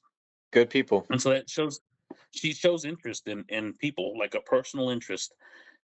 And she said, "Okay, well, I'll sell them to you for this much." And then when I sent her the PayPal money for it, I sent her extra. And she's like, "What are you doing?" I'm like, "That's for you. That's for you understanding what I like. That's for you taking an interest in something that I wanted. And man, it's just for you for being badass. Like, Yeah. take it. Like, don't send." And I even had to tell her, "Do not send me anything extra," because she'll do it. She'll send extra if you go swipe something up, and she's like, "You bid too much for that. I'm going to send you extra." I told her, "Do not send me anything extra, because I'll just send it right back to you." And she's like, "Okay, deal." That's what you So told me. it's but yeah, exactly, exactly. I'm gonna fill that F bomb up with something for you. I don't know if it's gonna be You know why I did it though? random. Because you literally bought from my buy it now. I totally missed it. That's my fault. And then whenever you came back after a significant amount of time, you're like, "Hey man, I know you're a busy guy. I purchased this thing from you. I was just wondering, can I get an update? I know it takes a lot of time to 3D print." Like you were being super kind when you should have been like, "Bro, what the fuck? I gave you money and you're gonna treat me like this? That's what I deserved, right?" But you didn't do that. You gave me 1,000% benefit of the doubt. And I was like, "Oh my God, dude, I totally screwed this guy over. I'm gonna give him double what he paid for because that's the right thing to do because he did the right thing." Most people and whatnot, and I'm not trying to shit on everybody that buys from us, Hey, but you expect the worst out of people until somebody like you comes around and is like, "Bro, I can't believe I did this to this guy. I gotta make it right." And I don't want anything in return because I already, I was trying to make it up to you, not the vice versa. well, but that's the thing is I didn't make a big deal of it. One, because yes, I know you're busy. Two is I trusted you to make it right. Right? It's like, he's gonna make it right, and that's what I told my wife. I was like, I don't want to say anything yet. I want, maybe he's, you know, he doesn't have backstock for it, or maybe he had some 3D printer issue. I'm not going to make a big deal of it. And then finally, I was like, I'm just going to message him real quick to say, "Hey, bro, like, I just wanted to, make you aware, and I'm not in any rush, and just send me the one." And you're like, "No, I'm going to send you no, just send me the one." But I trusted you, right? And I will trust you. That gesture alone, right there, like 100%, like, earn my trust till the day I die. Well, I Is like, appreciate it, "Hey, dude. I made a mistake. I'm gonna make it right." Making it right would have just been sending me the one item, but you sent me two, and it's very much appreciated, and it's something that you don't expect from a whatnot seller, right? They're It's one of strangers the on the things that, internet. They're literally just random people on the internet until you get yeah, to know 'em. you don't expect somebody to go and say, you know what, I made a mistake. I'm gonna make it up to you, and you send extra, and then that was not my intent at all whatsoever. I know it was just you making it right, and so I appreciate that, but I also understand the other side of it. I worked retail for, like I said, over 15 years. I understand. I What do worked at you Best do? Buy. You work at Best Buy? I, I worked at Best Buy for a stretch of like 11 years and another stretch of like 4.5 years. I was in retail management with them for a long time. And then I went to the oil field. And the reason why I went to the oil field was when my wife and I got married, we were, let's have kids. And I'm like, well, if I'm gonna have kids, I'm not gonna be stuck working 100 hours a week. I'm gonna go to the oil field and I'm gonna find a job that's gonna allow me to have, you know, at least every other weekend off.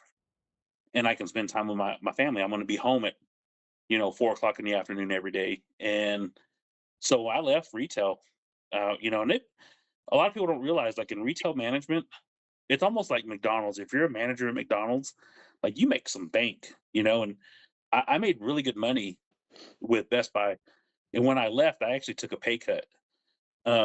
But the pay cut was worth the time I was going to have with my wife, my pregnant wife at the time, and with my daughter when she was born. It was like I could have time with them. And even now, I've kind of I've moved up. I've gotten promotions and stuff like that. And my time is, I mean, I go to work at 6:30 in the morning. I'm home at 3 every day. That's So it's awesome. like holidays and weekends off. So it's it allows me some of the time to do some of the bullshit with whatnot and other stuff that I do, but it also allows me a lot of the time with family that I wanted, and I knew retail wasn't going to give me that option, and that's why I got out of it. But as a retail manager, I mean, I hate to say it, you deal with some of the shittiest people ever, and Until and until you come across until you interact with someone like you, and it's like, okay, there's hope for humanity. well, yeah, and that, but a lot of that comes from the fact that I had to deal with a lot of shitty people as a retail manager, and I definitely try and refrain from ever treating anybody like that because it sucks when you're getting cussed out and just kind of just belittled, and you really can't do anything about it because if you do, That's your you run the job. risk of losing your you run the risk of losing your job, and so it's one of those things where if somebody makes a mistake and it's an honest mistake, I'll never make a big deal of it.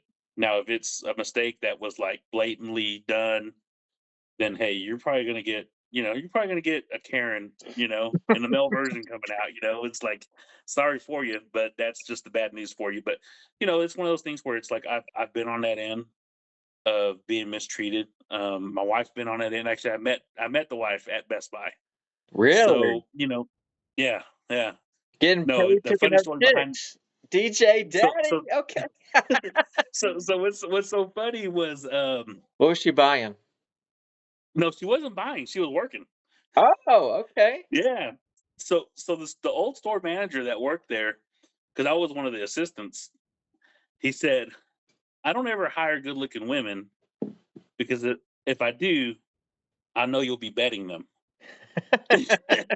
So then, he hired her and stuff, and me and her, I don't even know how she like was even remotely attracted to me because at the time I was borderline alcoholic, and just terrible. I was in a bad point of my life, and and I was hitting on her, and I would just completely still drunk from the night before. Just you get that courage, and then you say stupid shit. You know how it is, and somehow or another, she still was like, "Okay, I'll talk to this guy," and then we started dating, and then we wound up getting married. What was funny was my dad. I got to thank my dad for a lot of stuff. He tried to hook us up the first day he met her. He's like, "Hey, son, what about her? Like, why don't you ask her out on a date?" I'm like, "Oh no, we're just friends, like no big deal." And he's like, "Okay, whatever." And then Stupid. finally, finally one day was just like, hey, let's go out, let's go do something. And that's all she wrote. We've been married. Been married going on 13 years, and we have our two beautiful kids, and I mean, everything's great. That's one thing I will say about Whatnot as well is, because she's taken the interest to coins and bullion and all that. It's helped our like relationship and our marriage because we spend a lot more time together than we did before the app. It was like one of those things where one of us was with one kid and the other one was with another kid, and then we cross paths and switch kids, and to take care of things, and you kind of get tied up in the everyday life, and then this is kind of our little escape to spend some time together, and to kind of we talk about stuff more than just the coin. We talk about stuff that goes on day to day. We talk about our kids while we're doing the prep for this stuff, and then we talk about the awesome friends we made. Like we joke around like, oh yeah, so and so on that show, that was funny. And so the ongoing joke right now, I think you may have caught some of it, you may not have, but with her mom being on streams when people win giveaways, I'm like, send her sports cards, and she does nothing. She wants nothing to do with sports cards. Well, then I turned it on my wife, and I was like, hey y'all need to ask her to show you her three-toed foot. She's got a foot with three toes on it. Oh, And of course she like, gets all upset. This is in the middle of her stream. And she's like, I don't have missing toes. And I'm always like, well, they're only missing if you were born with them and they were like cut off or something. I said, you were born with just three. They're not missing. You would just have three toes. And so everybody is like, what's up with these three toes, girls? She won't show her feet. And the joke is like, guys, I'm trying to get y'all free feet pics, but she ain't gonna show. So, but it's fun. Like it's all this has been great for a lot more than just making money and having community. It's helped like my wife and I be able to be a little bit closer because there's a genuine, true mutual interest in something. So bro, you won. it's been great. You ever think about that? What's that? You were like, you're in the shower, you're laying in bed trying to fall asleep. You ever think you won? You got the girl. You made the kids. You're got the house, Oh, the life. ev- every day, I go to work and I get to work and I'm like, man, I can't wait to get home. Like home is absolutely my place. Like the sooner I can get home to be with my family, the best part of my day is walking in that door. You fucking won. And yeah, oh, absolutely, absolutely. And I joke around and I married up. There's no doubt about it. My wife's gorgeous. Yes, you And did. I'm And if you look at yeah, that I coin married up. that you showed earlier, we in the same boat, bruh. My wife is the smartest, retardedest person I've ever met. Because she's gorgeous and extremely intelligent, and she's married to me. Like, what? She fucked up. I won. Well, yeah, hey, exactly. I give Desert a hard time. I'm like, man, I sure do hope the eye doctor doesn't get your prescription right, Right? because the day he does is the day you're gonna leave. Hey, you want to hear a fun story? Speaking of the eye doctor, so when my wife was 12, she July 4th, right? She's out with family and friends. They're out in the river popping fireworks and everything. She was actually headed up the stairs into the house, and so she was walking like this. Bottle rocket hit her right in the eye. Could have hit her forehead, could have hit her knee and elbow. Nope, right in the eyeball. She actually had to leave school for almost an entire year. She had multiple surgeries on her eye. She actually spent months having to lay face down. She would eat, do her homework, do everything face down because gravity, right? She was trying to make her eye heal. So she's legally blind in one eye. Thank God, right? Yeah.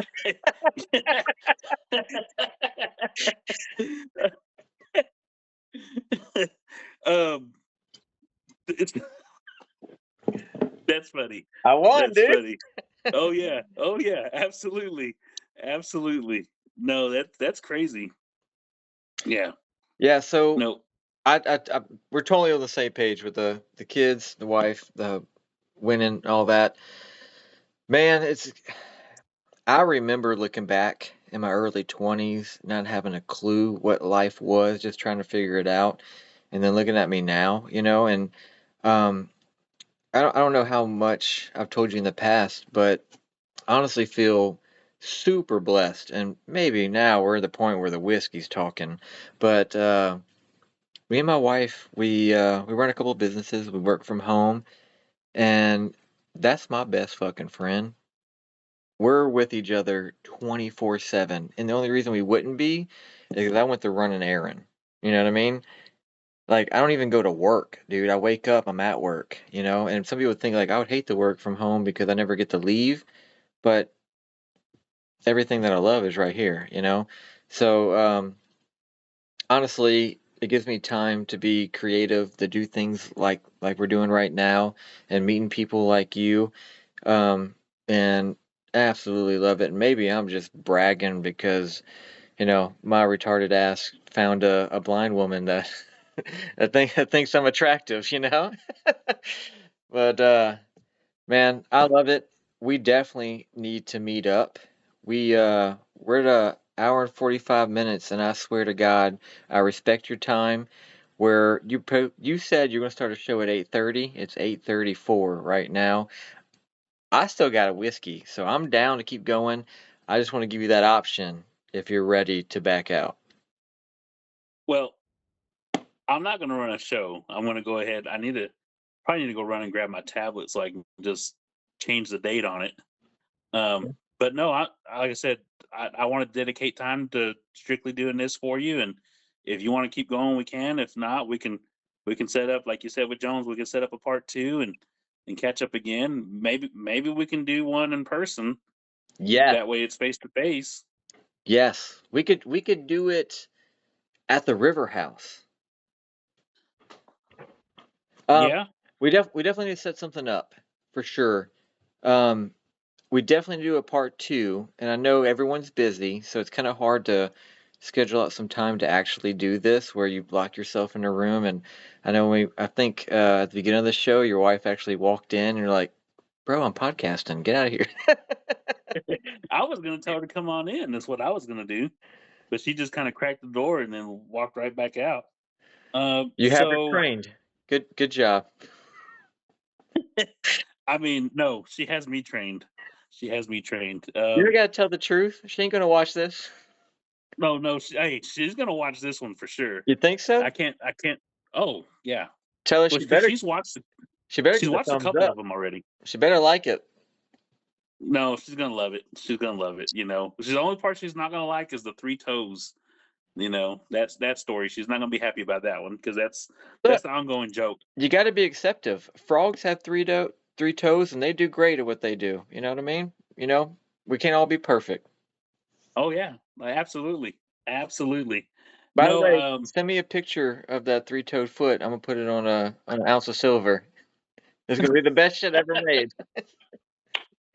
oh my gosh, yeah. So it's funny because there's a group text and there's a few other streamers on it, and I said something about it in that group text, and then somebody sent a picture of somebody's jacked up foot and said, "I got the picture of her toes." Hey, you know how I'm I gonna, got that thing of women and whatnot? yeah. So I did Miss Sexy. You showed it earlier, and then the next show I did Little Honey, and then I already have somebody. I'm not going to say it because next weekend everyone's going to find out. Well, we can do a Women and Whatnot for Desert Willow and put her three toes on it. Hey, for August, we got to do that. We got to do that. Well, She's we'll got to make be her Miss real August. into. But at least one of them got to be a Yeah. three-toe foot pick. No, yeah, absolutely. I'll forward you that picture that they sent. It's not three toes, but it's jacked up toes. Well, So and we'll put Desert Willow shows across the top, 1 ounce, 395 silver at the bottom. Custom. 1 ounce, 1 ounce, three-toed silver. Perfect. Yeah. And we won't even tell her because she won't watch this. Do you think she'll actually watch the whole thing? Yeah, Okay. Well, props to her then. yeah, she'll watch it. She'll watch it. She'll want to see what kind of mess I was talking about, or is what the Ooh. deal is. She's investigating. I get it. Mm-hmm. Mm-hmm. You know what we should do? We should do our next episode with me and Miss Sexy and you and Desert Willow, the four of us. Perfect. Perfect. Let's do it. That would be great because you know the shit talking that's going to happen. It'd be Yeah, I'll probably end up with some bruises. You can't see as dark as I am, but I'll end up with some bruises. it'd be half love, half like jabs in the ribs. Oh yeah, yeah. The whole lot of us ducking away. Yep. Man, well, this has been great. I definitely appreciate you doing it. I still want to call you soon because I'm trying to convert you to crypto, and we got to plan our trip or your trip. And I'll let you Yeah, know. I'll update absolutely. you every stage that we accomplish on the River House. I'm gonna update you because I mean I'm fishing for 5-star reviews, right? But I think it'd be great. We could definitely, man, dude. If y'all came down here, I think the kids have a great time. You need to experience some legit Louisiana food, bro. Yeah, Yeah. yeah. Some mud bug. Yeah, we'll just let the kids and the women do their thing, and then we're gonna get some real drinks and some real food, and I'm probably bring you home in one piece. It'd be great. Yeah, just a couple pieces will be all right. Well, Cool. It sounds like a deal, brother. We got to make it work. yeah. So, you want to tell people about where to find you when you run? Just shout outs for yourself. Cool. So for myself, I'm CP311313 on Whatnot. I run on Monday nights, and I'll do a random pop up usually Wednesday night if my wife isn't running, or on Friday nights. And then, of course, obviously, my wife is a streamer as well. Desert Willow shows on Whatnot as well. She does coins and bullion just like I do, and she runs on Saturday, usually around midday, and then she'll run a Wednesday night show if she feels up to it. So appreciate you allowing us to shout out, brother. And then you Absolutely. guys make sure y'all are following SexxySilver on Whatnot as well. It's an Thank awesome you. show. What's the percentage? Like 1 to 100? Where we looking at on the odds that you'll actually change your name to DJ Daddy? So here's the thing on changing my name to DJ Daddy. I'm gonna have to let all my orders get delivered, because I won't be able to purchase anything. And I don't know if I can keep from swiping. That's gonna be the trouble. If I can Yeah. keep from swiping, I can change my name to DJ Daddy. 'Cause that's probably gonna But take the like moment, at least a week of yeah, no swiping, no selling. yeah, That's like I'm gonna do it. dedication. We're taking vacation first week of June. I'll just completely delete the app, and then Okay. I'll change it. I'll change it. I'll get it figured out. And Okay. I may be DJ Daddy for a while after that too. So Okay. Because next time you get in your show, I may just switch to an alternate personality. yeah, actually, you know what? I created a burner account. I should create a burner account and get in that in my stream and go through that, co-host with it or something. Figure it out. I'll figure it out. Yeah, So, we should do something. And honestly, I've really been curious for a while about this co-hosting thing. I've never done it. I know it's possible. Maybe we should look into it. Would you want to like co-host a show sometime? Like maybe like if you're running, then I could like jump in with you, or if I'm running, you jump in with like I don't know. I just feel like it'd be kind of fun at least once we try it. oh, absolutely, absolutely. We can definitely work out a show that we can do that. I think I can click like if I'm in a show, I can like click your name and allow to co-host, and then we can just chop it up, man. We can have some fun with it. Bro, So what if you're running and you're holding like this is ounce of silver, whatever it is, and then I'll be your voice. there you go. Perfect. Sounds like a plan, brother. As long as Let's do you're it. okay with a few people unfollowing because of DJ Daddy sometimes said some bad words. Hey, that's all right. I have an explicit content tag always on my shows because it's gonna happen. I mean, come on, who wears a cap like titties? I love it. I've worn it in Desert Show, and everybody was laughing. Like, dude, that's fucking nuts. Where'd you get that cap? I'm getting on Amazon. As soon as we hang up, I'm getting on Amazon. And bro, I'll just to let you know, most of my I've done a few streamers so far. You've seen the podcast. Most of them are like an hour, maybe an hour and a half. We're gonna hit 2 hours, so you've definitely gone the longest. And dude, it's been a great show. And just to show my appreciation, I'll pull a fucking kitty. But yeah, if you're good, let's say our goodbyes, and I'm gonna stop the recording. So, All right.